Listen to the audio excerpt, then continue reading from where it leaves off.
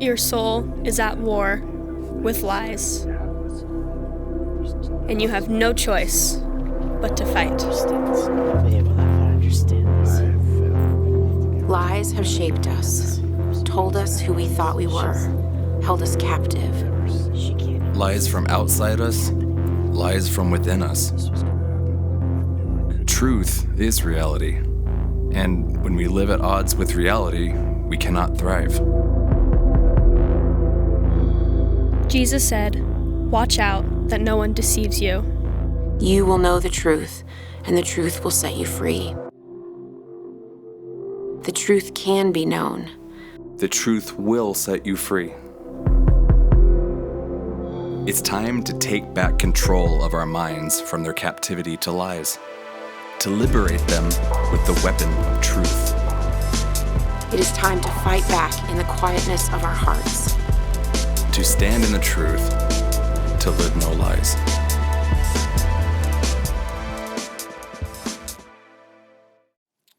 John 17, verse 15 says this, "My prayer is not that you take them out of the world, but that you protect them from the evil one. They are not of the world, even as I am not of it. Sanctify them by the truth. Your word is truth. As you sent me into the world, I have sent them into the world." If you've been with us for the last few weeks, we're in the last Sunday of our series, Live No Lies. And we've been talking about the three main enemies of our soul. The first being what it says there in verse 15 of the enemy. We have a real enemy, Satan, the devil. We may not like to talk about him a lot anymore, but the main tactic of the devil is lies, that we end up believing these lies, just like you heard some of the voiceovers there. We end up exchanging truth for lies and how that distorts us. And it goes all the way back to the garden where he says, well, did God really say that? Or does God really care about you, right? There's these doubts and insecurities that we have about God, ourselves, how the world works, and it ends up playing out in our flesh, right? Our lives physically, and it breaks down relationships and families and our own self, and we end up in a place where we didn't imagine ourselves being. And lastly, Bob mentioned last week about the world, right? And how we live in a world that is full of broken people who are hurting, and we kind of see the environment. You turn on the news for 10 seconds and you'll see the world that we live in, right? And it can be depressing and it can be difficult and doesn't seem like there's much hope. But in this passage that Jesus is praying, it seems that he is praying for us, and he's praying for his disciples, and in doing so, he's praying for us as well, the future church. And Bob did a great job last week unpacking that we're not of this world, and that we need to kind of maybe start to, again, unpack or learn these areas where we've begun to live as maybe the world does. And what I want to do, if you have a Bible, maybe if you have a physical Bible, or if you have like the Bible app, you can highlight it in there too, I think that you can do that. Underline, we're going to be on that verse 18 today. It says, as you were sent into the world, or as you sent me into the world, I have sent them into the world. I'm just kind of one of those crazy people. If Jesus says something, I think we should maybe look at it and take it serious. So I want to ask the question today, what does it look like to be sent into the world like Jesus? That's what I think that's what I want to end this series on, because we can take all this and say, great, I've learned some, I'm trying not to live any lies, but what do we do with this? How do we go forward with this if you've been here throughout this series and you're learning here? So what does it look like to be sent like Jesus? And first we need to kind of define the world. Now I think we're sent into the world. Because remember Bob said there's a couple different definitions of the world, right? So this world, sent into the world, this is like our culture. This is the environment, 2022, Bozeman, but also our nation, our world. We're sent into the world as believers. Jesus was sent into the world in his time for the sake, like our fancy new board, for the sake of the world. Now, there's a lot of stuff about we're not supposed to be of the world, so maybe we're not meant to be of this culture, but also the famous John 3:16, for God so loved the world. Now, who is that? That's the people. That's you and I. That's our neighbors. That's the person across that may vote different than you, may look different than you, may be from a different part of town. Maybe they root for the Grizzlies. I don't know, We all have our brokenness in our lives, okay? So we're meant to be sent into the world for the sake of the world, right? We're meant to live sent lives like Jesus did. He entered our world for our benefit, for our sake. And we're gonna be unpacking that, but we have to ask, what does that look like? I think it's fitting on this Sunday. This is our Mission Sunday. This is Elevate Orphan Sunday. And it's amazing. You heard about what those kiddos that are growing and learning. And I've also had the opportunity to go to Africa. I've been to Ethiopia myself. And one thing I remember from all the kids, no kid wanted a job where like, I just want a job where I make tons of money. They all said things where they could help people. It was so interesting. I remember that. They're like, I want to be a teacher, I want to be a doctor, I want to be an engineer, because they all wanted to give back in some way. And that's impacted me. And I know me and Brandon have been chatting about what that looks like to take teams in the summer, and we're excited about that. And deeply impacted by missions. I've had the privilege to go on a number of trips around the world and even served as a missionary full time. Kayla and I did that before we were married. Right after college, we worked in Europe primarily. And I lived in the UK and was based out of the UK. And it was amazing because, if you look at church history, if you know anything about it, there's tons of church history in the UK. I mean, great revivals. And I once was in a church that was like John Wesley's favorite church he ever preached in. And you could go and see his Bible that was in there. And it was like hundreds of years old, the church. And then there would be like 4 people in the church.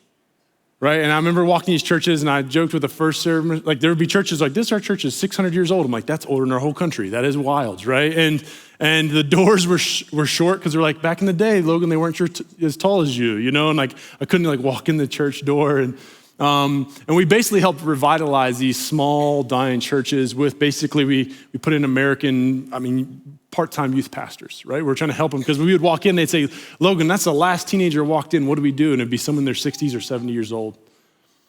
And so if you know anything about Europe, it's kind of maybe a more postmodern world, but also kind of post-Christian. A lot of those churches are being closed or turned into nightclubs, bars, things like that.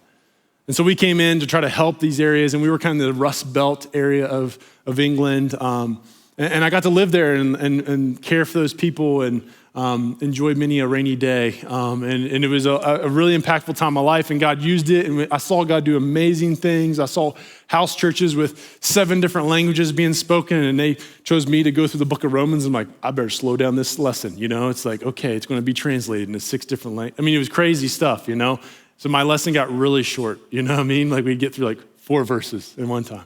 And I saw people come to Jesus.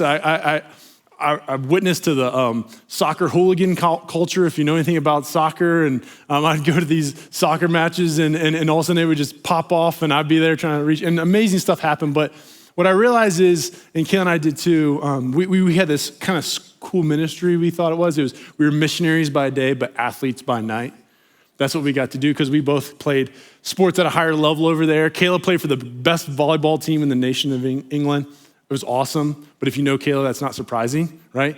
My team was much more Bad News Bears, okay?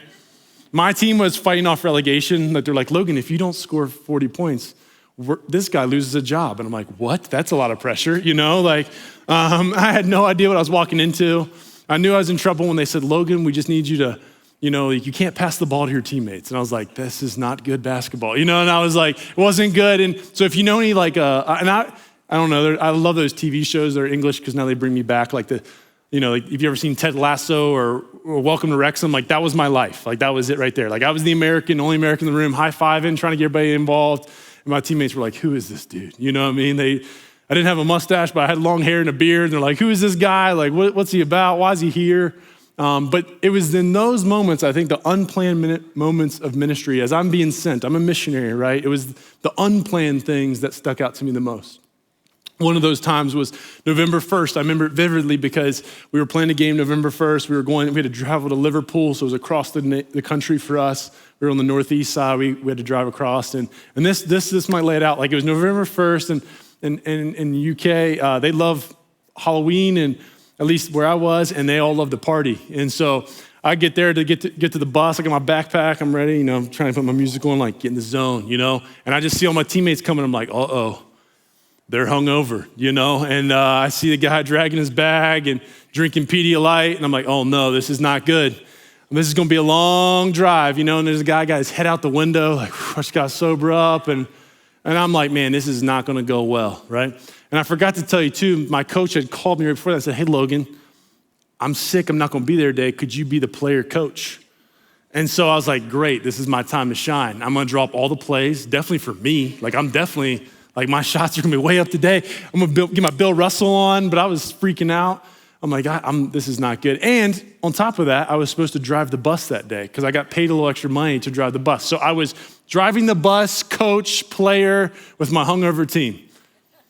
That's a real story. No, none of this is exaggerated. At some point, I was like, this will be a great sermon illustration. Today's that day, right? And so I'm driving this bus thinking like, okay, how do I move at these guys? They're getting sick in the back. We drive there, and guess what happened? We got smoked. We're getting crushed, right? Like we get there, these guys they're having a bad day, and they're just complaining. They're like, oh man, I can't believe we have a game on the first. Like, shouldn't they know? Like, what's the league doing? And I would love to tell you like I was so perfect with all my teammates, but I didn't curse at them, but man, I ripped into them at halftime. I just let them have it. I was like, y'all are the softest bunch of group I've ever met in my life. Y'all are a sorry excuse for players. Y'all need to grow up. You don't be men. Like I was doing the whole thing. I was ripping. I was like, there was one guy named Martin. He hadn't drank. It was me and him. And I was like, me and Martin are going to go out there and I don't need the rest of y'all. Just sit on this bench. I'll play with just him. And guess what happened? We still lost. My motivational speech did not work. My coaching career, it wasn't good, right? But I had this moment and I walk out of that game and I'm like, oh gosh, now I got to drive back and just got crushed and humiliated and I got ice packs and I'm just like trying to get out here and then I go to the bus, I'm driving, I'm like, and I got to drive us back. And I get in the bus and it wasn't far long into that drive that one of my teammates looked at me and said, Logan, are you one of those Christians? It wasn't a question I was expecting to get at that moment. I was thinking, man, I can't stand these guys and they're ticking me off and I'm hurting. And so I'm driving the bus on the different side of the road, and they were like, you're one of those believers, aren't you? You're one of those Christians. And I was like, well, yeah, I am. Why do you ask? And he said, well, the mates and I, we've been talking. I'm not going to do the accent because it won't work. But we're like, me and the mates have been asking, and we're like, we just can't figure it out. And it's not, we thought it was just because you're American, but it's not your American stuff. We've realized it's not that. Like, they always use a joke. They're like, you drink way too much water. You have a backpack. You wear a hat all the time. Like, you're very American. They're like, you stick out like a sore thumb. But they're like, no, there's something about you that is different that we just can't peg.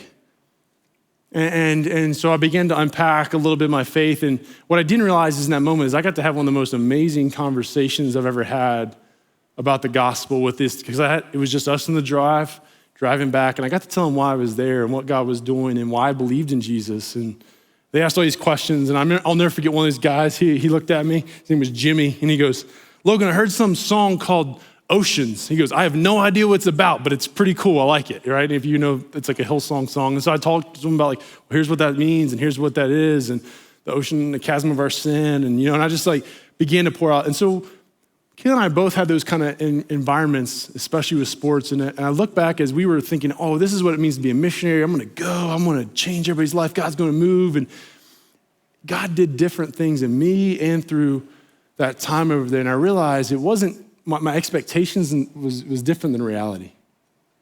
Because I was living a sent life, but what God had for me in that moment looked a little bit different than what I imagined. It wasn't just the organized Bible study or the sermon or the outreach. It was life on life. It was relationship. It was time spent together. It was bus rides in coffee shops. I used to meet with a group of guys at 5 a.m. or Fridays mornings at 7 a.m. And they would come. They're like, I have no idea what the Bible's about. Just tell me. And I would just like tell them. They were like, wow, that's amazing. And they had like they were like, it says what? And they were just, it was mind blowing stuff. But I realized it was just little moments like that it wasn't just that they were people to be saved, but they were friends. They were my neighbors. They were people I had practices with and went to dinner and I asked them about their life. And they even said, Logan, you're just different than us. Like you ask us questions and you're really cheery and like you high five us a lot. And they were, it's a kind of an economically deprived area. And so they were very much, it was a hard life. They're like, there's just something different about you. We just don't know exactly what it is. Friends, Kayla and I took this away where we're like, man, we might have been in England at that time, but that doesn't need to change. So whether we lived in Denver or here, like that doesn't change who we are and how we live. Because I realized if I'm going to live a sent life like Jesus says, then that doesn't matter which environment we're in. It's the same no matter where we're at. And so I want to look at a passage this morning for us as we finish out this series about how do we, in this room and online, how do we live a sent life? So if you have a Bible, turn with me to John 15. John 15, we're going to be starting in verse 5. It'll also be on the screens. Verse 5 says this, I am the vine, you are the branches. If you remain in me and I in you, you will bear much fruit. Apart from me, you can do nothing. If you do not remain in me, you are like a branch that is thrown away and withers. Such branches are picked up and thrown in the fire and burned. If you remain in me, my words remain in you, ask whatever you wish and it will be done for you. This is to my Father's glory that you bear much fruit, showing yourselves to be my disciples. If you got a Bible, I underline that verse 8, because the first thing we want to talk about, if we want to live sent lives, we need to bear fruit. Jesus is telling his disciples we are to bear fruit, that there should be fruit of our lives. He says, if you even have your pencil or pen or whatever, he talks about remaining in me. He says it 4 times, remain in me. Remain in who am I? What have I taught you? He's telling his disciples, what have I taught you? What have you seen me do? Stay close to me. We've been talking about that in this series, but how do we know what God is like, what he's up to? Are we attentive to that? Or are we just kind of floating amongst our lives? And he's saying, no, if you remain in me, you're going to bear fruit. There will be fruit to your lives. And I love that because it says, our fruit will show the world that we are his disciples. Friends, I just got to ask the question, what's the fruit of your life? What is it? If you need help with that answer, look to Galatians 5:22. It says this, but the fruits of the Spirit, right? This is the things that grow in our lives as a result of the Holy Spirit. They're love, joy, peace, forbearance, which is patience, kindness, goodness, faithfulness, gentleness, and self-control. Against these things, there is no law. So if we did a fruit inventory this morning, what's growing on your vine? What's growing on the branches of your life? Are you full of love? Are you a patient person? Are you kind? Are you a good person? Or do you look at that list and you go, ooh, it might be a little bit more withered than I thought. Because see, friends, I think there's this temptation. You're like, yeah, great, that's great. That's good stuff. Be a good person. That's not what I'm saying. I'm saying, this is saying if we're really in tune with the Holy Spirit, if we're following God, if we're actually taking him serious, if we do what he did and we actually take his word at face value, then part of that relationship, there'll be a fruit to our lives. There will be love, there will be joy, there will be peace in our life, there will be patience. I don't look at that list and say, yep, I got enough patience, I'm good. You know what, I'm just kind enough. I got plenty of self-control for everybody. No. You look at that list and it should be almost like a gut check of, a tree can't just go like, make an apple. Like that doesn't happen, right? Like it's a product of an environment, right? It's a product of water and sun and soil. And the same things our lives, like guys, what's in our lives? Is there a ground that is producing these fruits? There's a lot of verses about, he says, I'm the vine. You're the branches. Everything that comes from you, it's a direct result of our relationship with him. Folks, these fruits can be a measure of how well you're doing with the Lord. I'm not trying to judge you or condemn you this morning, but maybe that's the Holy Spirit's reminder to you of like, hey, there's some work to do. I look at that list and I go, man, I got a lot of work to do. And it's like the Holy Spirit's just pointing and saying, hey, Logan, what's that? Let's talk about that for a little bit. If we're going to go into the world, if we're going to be sent to the world for the world's sake, then friends, what is the fruit? Do they see fruit in our lives? I'm grateful that my teammates saw something in me. They said, Logan, we're really bad teammates, but you're always patient with us. Not always, I would not say I'm always, because they got on my nerves a lot, but love those guys. But they were like, Logan, you like ask about our families and you ask, a lot of my friends, they had different relationships and they said, you ask about, my girlfriend who's pregnant and you've asked like, how's that going? And why are you doing that? Logan, you always seem like you're trying to, invite us to something or go to dinner. Why is that? And I say that not to say I'm amazing. I'm saying to say like, I'm grateful they saw some fruit in my life because there was probably a lot of areas that wasn't growing. Friends, do we have those conversations with people or do we look like everybody else? Because when I see this world that we live in, there's a lot of hostility, there's a lot of cynicism, there's a lot of unbelief. There's a lot of that already in the world. So are we living a different way? Do we model a different way? Do we actually have fruit to our lives? Is there evidence that God is renewing our minds and our spirits, right? Or do we just live and look like everybody else? The same cynical and hostile lives that the world has thrown around. If you come and spend any time with me, one of my favorite passages is Hosea 10:12. And I think that if we look about how do we grow fruits in our life, how does fruit grow? I think the prophet Hosea says this, and it's really crucial for us. And read it with me here. It's going to be on the screen. It says, sow righteousness for yourselves. Reap the fruits of unfailing love. And break up your unplowed ground, for it is time to seek the Lord until he comes and showers his righteousness on us. When I start to realize what God's doing in my life, when I start to ask the question, am I bearing fruit? I'm sowing these little seeds. It's not my righteousness, it's Jesus' righteousness, right? Little seeds of, God, I'm not as patient as I want to be, or man, God, I'm not very kind. I don't love well. I'm a very judgmental person. Oh man, those are just little seeds. We're putting those in the ground, and God does something. What does he do? It says we're going to reap a fruit of unfailing love. I love this passage because it's almost like we get to participate with God, and he invites us in of, hey, I'm going to identify these areas, and we just have to confess them, and maybe that's through our community. We've talked about accountability. We've talked about we need family. We need people who will look us in life and say, Logan, you're just not very loving.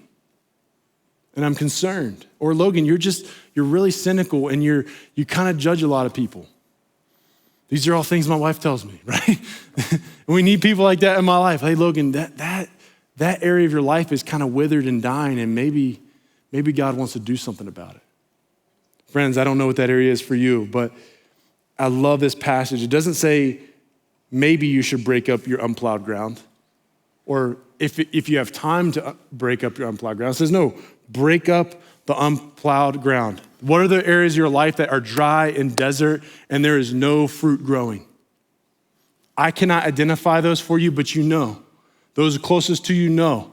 What are those hardened parts of your soul? You're like, nope, I got burnt by people before. I'm not going to open that up anymore. So I'm going to be cold and I don't need to be loving. Friends, those aren't like choices. That's a command. Like, we're meant to produce fruit.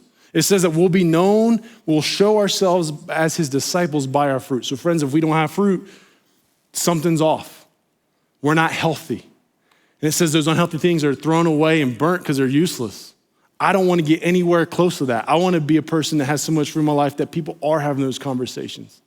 Are you one of those people as well? I love it. It says it's time to seek the Lord. Not tomorrow, not next week, today. I read this passage all the time because I'm like, man, today's the day. Today's the day to seek the Lord. Not tomorrow, not like I'm doing good enough. I don't look at that list and say, yeah, I'm doing pretty good, Logan. I got enough of this. No, I go, I need more of that. Lord, I need to be even more in tune with you. I need to abide in you even more. How's my time in the Word? How's my time in community? Am I being honest about what I'm struggling with? Or am I just going through the motions? I love that it says he showers his righteousness on you. It's his righteousness, guys. It's not ours. This is what I see a lot in our culture, and correct me if I'm wrong, but there's a lot of self-righteous talk going on out there. Because you know what happens with self-righteous? I start looking, I'm like, man, some stuff's growing in my life. I'm doing pretty stinking good, right? And then what really quickly happens is, look at all these sinners out here. Man, I got way more fruit in my life than that guy or that person over there. Man, it's like the Pharisees. God, thank you that I'm not like these people, right? And that's this self-righteous behavior because we think that we're doing better than everybody else. And then what I find in my own life and those around me is when we become self-righteous, we become bitter and cold.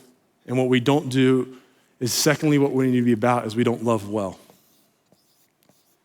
We don't love well. Pick this up with me in verse 12. It says this in verse 12. My command is this. This is Jesus talking again. Love each other as I have loved you. God, greater love has no one than this, to lay down one's life for one's friends. That's what Jesus does for us. You are my friends if you do what I command. I no longer call you servants because a servant does not know his master's business. Instead, I have called you friends. For everything that I have learned from the Father, I have made known to you. You do not choose me, but I chose you. And I appointed to you, that here it is again, that you might go and bear fruit that will last, so that whatever you ask in my name, the Father will give you. This is my command, love each other. It's his command that we love each other. It's not a choice. We don't get to say maybe Jesus if they're nice or they deserve it. No, we don't get to do that. Jesus doesn't do that. And in this book, Dan Ortlund, he's an author. He wrote this book, Gentle and Lowly. He says it this way: the cumulative testimony of the four gospels is that when Jesus Christ sees the fallenness of the world all about him, his deepest impulse, his most natural instinct is to move towards that sin and suffering, not away from it. Friends, if we're gonna live a sent life, we need to get off our high horse of self-righteousness and stop casting fingers and looking at people and say, ooh, what is that going over there? There is brokenness, there is pain, there is stuff that's really scary, I get it. But Jesus saw that. You know what he did? He entered our story. He came into us, he met us in the midst of our brokenness and redeemed the world through him, right? For God so loved the world. You know the story you probably heard with Miss Peggy's kids. Guys, if we're going to be sent into the world, we have to love well. We can't just be sitting here and being like, well, if you do that, and get it better. And I can tell you this because it's what Jesus did. Jesus felt love and compassion for people immediately because they were created in his image. They mattered to him. It says this, and maybe you remember that story in Matthew 9, the story of when Jesus saw the crowds. What did he do? He said he felt great compassion for them because they were like sheep without a shepherd and they were helpless. He didn't look at them and say, oh my gosh, these people, not again, not another crowd. He goes, if only they knew who I was. And he has compassion on them. He moves towards those people. Or maybe the story of the rich young ruler. You may have familiar with that story about the guy who has got a lot of stuff going for him, a lot of money. And he says, God, I've kept all the rules and everything. And Jesus says this in Mark 10, he says he looked on them and he loved them. And then he does correct him. He says, hey, if you love me, then just give everything away to the poor and follow me. And we know that the young man walked away. But even in the midst of his unfaithfulness and the fact that he did not end up following Jesus, it says that Jesus loved him and he saw him. He had compassion on him as well. He wasn't angry and wrathful towards him, but he was heartbroken because he's going to not choose him. Or maybe this one. Maybe you heard the story of when Jesus is asked, what's the greatest commandment, right? And what does he say? Well, love the Lord your God with all your heart, soul, mind, spirit, all of it. Love God with everything you are. If that's a goal for 2023, that's a good one. Love God with everything you are. Deuteronomy 6. And they say, well, and he says, but likewise, the second is this, love your neighbor as yourself. And I love the smart aleck guy because that probably would have been me. He's like, well, who's my neighbor? Who's my neighbor? Because he wanted to put some differential. Well, who do the people have to love? And friends, I just look when we're self-righteous and I see a lot of us in our world, if we've been following Jesus, there's a lot of us going like, that's not my neighbor. I don't have anything to do with them. But friends, who are your neighbors? Do you know the people who live beside you? Do you know the people down the street? Do you know the people, your coworkers? Do you care about them? Or do they just annoy you and you can't stand them? Because maybe they need Jesus. And maybe you're the only form of Jesus they're going to get this week. The person that annoys you the most, guess what? Is probably the person the Lord wants you to speak to the most. Maybe they look different than you, maybe they vote different than you, maybe they root for the Grizzlies. I know that's a big one to get over, but maybe that's the person God wants you to love the most. So Dan Ortlund says this, he says, he sides with you against your sin, not against you because of your sin. He hates sin, but he loves you. What a beautiful picture of a God who comes towards us in the midst of us. It's like if something was wrong with Forrest, my son, man, if he had like a disease, I'd be so angry. I'd do everything I could to help him heal, right? I would do everything. I'd take him to doctors, I'd get the medicine, whatever. And folks, we got a sin problem that is raging in our lives, and God loves us so much that he did something about it. He actually came in human form, died on the cross that you and I could be reconciled to him now and forever. And friends, we get to be that for other people. So at this time, I want to ask one of our students to come out and help me illustrate this a little bit. Can we give it up for John Preby, y'all? Yes. John did not know he was helping me today, but I wrangled him in, okay? John, how are you? Good, okay. So John and I are, there's a distance here, right? Now, John, are you a perfect person? No, you got some stuff you can work on? You saw those fruits and you're like, maybe some of those, they're not grown as big. Yeah, absolutely. So I could either tell John everything he's doing wrong, right? I kind of put it in this chart. You might see it on this chart up here, but I could explain to him everything he's done wrong. I could be far from him. I could correct him. I could, but does this feel very good? No.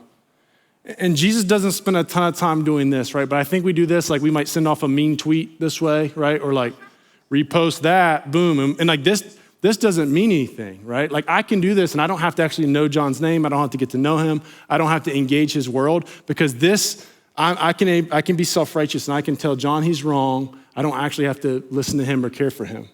But what we see Jesus do in the Gospels is he doesn't just say, hey, go figure it out, John, and come follow me. He actually comes into our story.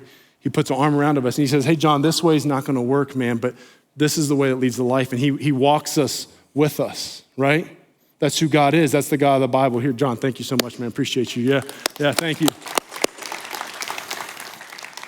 That's what God does, right? He enters our stories. He walks with these people. He shows them, and like half the disciples don't even fully understand who Jesus is half the time, right?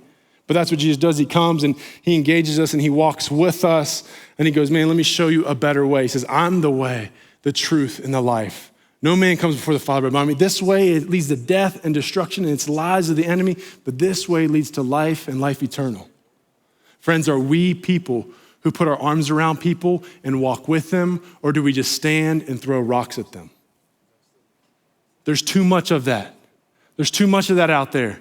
Are we people who actually walk with people and we care enough to get into them? I put it in this chart for you guys to make it as simple as I could. Are we people who are against people, or are we people who are with people? Only you can look on this list and say, man, what am I about? What is more likely for me? Do I just face off with people? Do I stay far away from them? Do I hate them? Am I close to more judgmental? Or am I angry? Do I just try to give them all the answers? Well, they don't believe right. Man, look at these sinners, man. If they only got kids these days. I hear that all the time. Kids these days, man. Or man, the world's gone to hell in a handbasket. Well, why don't you the world was a hell in a handbasket when Jesus entered it too. It wasn't a real good environment either, and that's when Jesus decided to start his church. So folks, when are we going to start doing something about it? Are we going to enter into that story? Because the other side takes some work. It means that we have to come alongside. We have to be near people. We have to love. We have to ask them questions. I ask the teens a lot. What's it like to be you? What's it like to be a 16-year-old right now? Guess what? It's a lot different than it was for me. It's a lot different from when you were 16. Are we kind? Are we curious people? Do we ask questions? Or do we just worry about giving them the right answer? No, guys, there's a time for the right answers. There's a time that says to testify to the goodness and the hope that we have in Jesus Christ. But do we ask questions? Do we care? Or do we just want to be right? That is not how we live a sent life. We have to love well. We have to enter in people. We have to spend time with people we do not agree with. Because how are they going to get it unless they experience some of that in our life? I think there's something there for us, guys. And, Kayla and I just had a baby recently, so date nights are at a premium right now, right? So I was trying to be romantic, which I was trying, so I was like, what can I do? And I was like, I'll do a fire pit night, right? Put the baby down, get a fire pit going, get the little s'mores, little charcuterie. I don't know that word, whatever, the fancy stuff. You know what I mean? Charcuterie, hard to say. You know what I mean? Cheese, little olives and stuff. Kayla loves that stuff. So I got the plate ready, sunset. I'm like, yeah, it's good. Take notes. There you go. There's a free one right there, guys. Sat out there and we sat by the fire. We had a great conversation and stuff, and it was a good time. That was last weekend, not the snowy weekend, not in the rain. We're not crazy. But it's funny because I put on a jacket I had on later that week, and I was like, and you could smell the smoke, right? You could smell it on me. I was like, oh, and I wasn't near the fire at that time, but you could tell I'd been around a fire at some point. And folks, I wonder if people notice that aroma about us of Jesus in our lives. Are we people who spend time with God and love him so much that we have these fruits in our lives that when we enter into those relationships, we're like, man, there's something different about them. Right, man, I don't know exactly what it is. And my teammates didn't agree with me 100%. There was guys still like, look, I think this is full of nonsense, and that's okay. But I got to have conversations and continue to have a relationship with him. And I want us to smell like Jesus. I want us to have fruit of our lives, folks.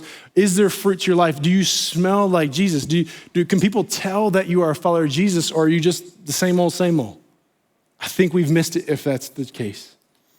Folks, as we land the plane here this morning, as we are trying not to live lies, we want to be people of the truth, right? It's not that we just tell the truth, it's actually the truth came to us. And we get to share that with others, and the truth, are we living that? Being sent like Jesus, lastly, is this, guys. I think it's going to take great intentionality and creating margin.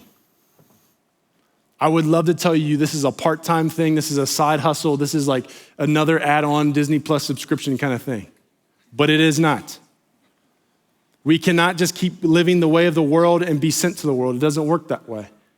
So if we're just worried about the hustle and bustle and caring about everything that everybody else cares about, it will not work. You will be tired, you will not have room. And I talk to people all the time, they're like, oh, Pastor Logan, I'd love to, but life's just busy right now. I know that. I know my life's busy. I got a 4-month-old at home. You know what I mean? I'm tired. I'm real tired. But I don't get to, these are commands of Jesus, that we would love well, that we would bear fruit. We don't get to do this. It's not optional. It's extracurricular activity if you get time around to it. That's not, it's part of following Jesus. It means following Jesus.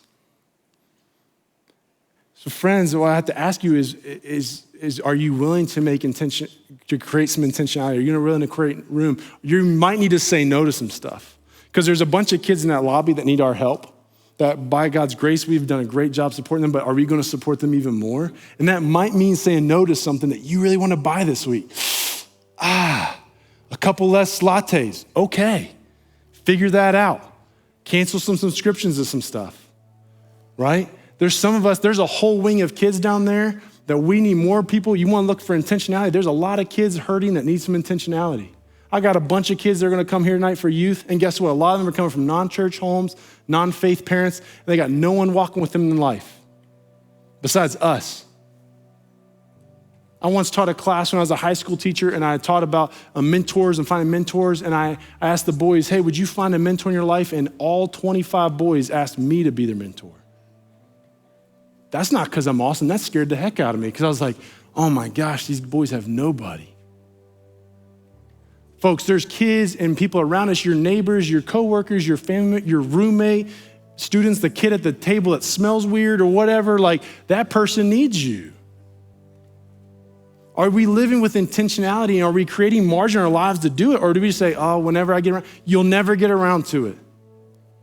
These people radically followed Jesus, and we're sitting here as benefactors of that today by people who took Jesus really seriously, who stopped living lies and lived a different way amongst the people, and it changed the world. It changed the world, friends. It could change Bozeman. It can change Ethiopia. It can change our nation. Do we care? Are we going to be about it and create margin in our lives? The best person I learned this from, a guy named Derek. Derek was a buddy of mine in college, normal guy, not a pastor, not a theologian, long-haired dude, played basketball at my college. He was a couple years older than me. So we're like, oh, cool, hoops, long hair, that works, We became friends, and he was just first it just became, hey, Logan, you want to work out with me? I was like, yeah, man, I'd love to. And we'd work out, and he's like, hey, I'll come pick you up. I'll program all the workouts. I'll do all. He loved doing that. And then I was a teacher at the time, and he was like, hey, let's ride together. Let's ride to school, and I'll pick you up. And then he's like, hey, would you come to dinner with me and meet my wife? And here's my kids. And hey, by the way, here's this book. I don't know if you ever want to read it, but if you ever want to read it, we'll talk about it. He's buying books. It was always some super deep theology book, you know what I mean? I was like, this is 900 pages, but person's been dead for 300 years. He's like, yeah, let's read it, or he would just spend time with you, and he would invite you over, and he would ask questions, and he was curious about this, and he was really intentional. And I know this about Derek is he just didn't buy the bag of goods of wherever the world was going. He's like, I don't think some of this works. I'm not going to do that. So if you asked him what the latest TV show or what the score of the game was, he probably didn't know. He didn't.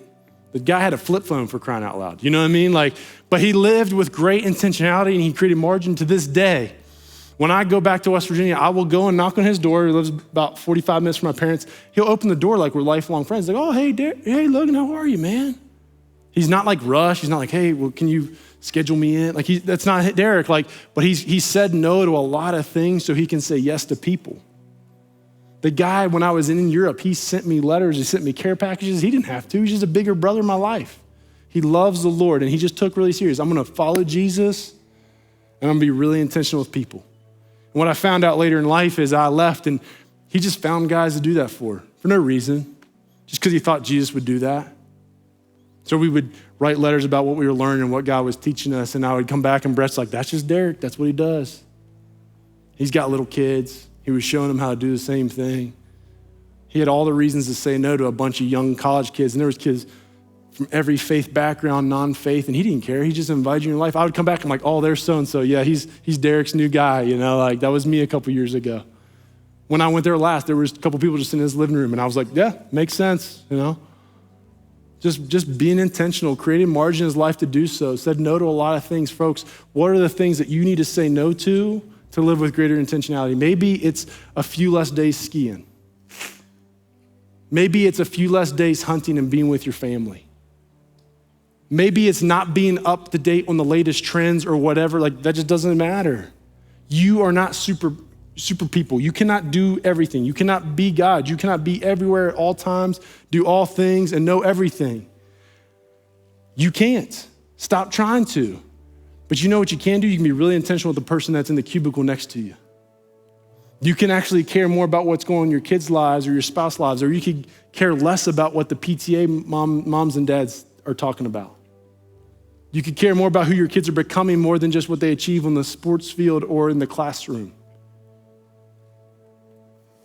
It can, but it's going to take some intentionality. It's going to take some time. And friends, I think it'd be amiss if we just leave this series and we're just like, cool, next one, great, check the box.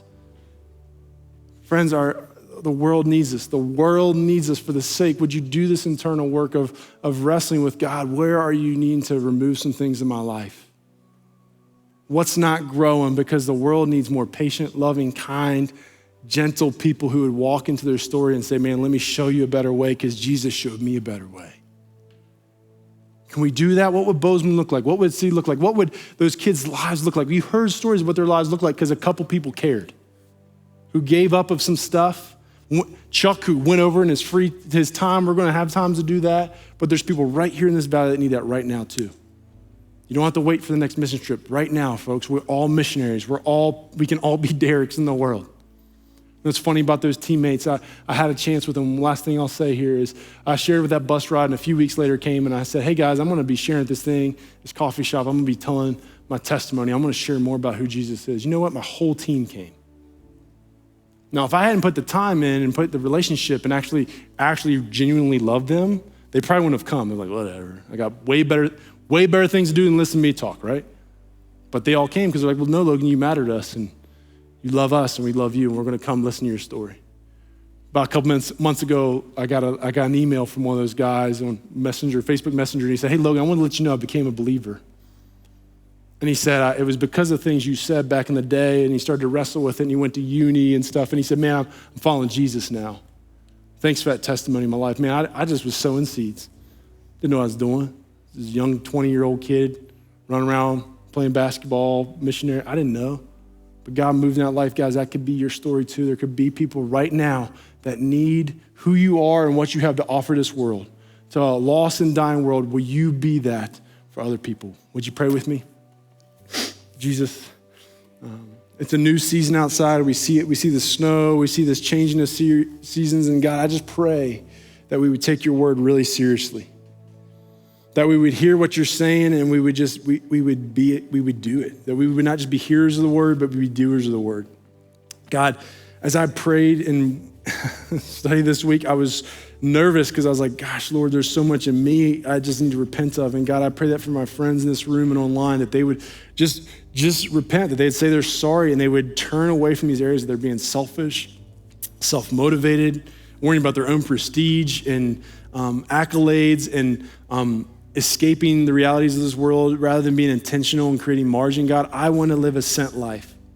Would we leave here sent today, not as superheroes, but just as intentional expressions of the fruit that you've grown in our lives, and that we would love well out of that space, Lord. It's all because of you that any of this is possible. So God, I pray that you would do a greater work in us this morning, and we'd leave here changed. Amen. Thanks for engaging with this content. If it was encouraging to you, we'd love for you to leave a review. Hit that subscribe button and share this content with others. We'd also love to connect with you. The best place to do that is journeyweb.net. Don't forget to follow us on YouTube, Facebook, and Instagram. Just search Journey Church Bozeman and you'll find us there. If you'd like to give to our ministry, you can do that now at journeyweb.net/give. Once again, thanks for engaging with Journey Church.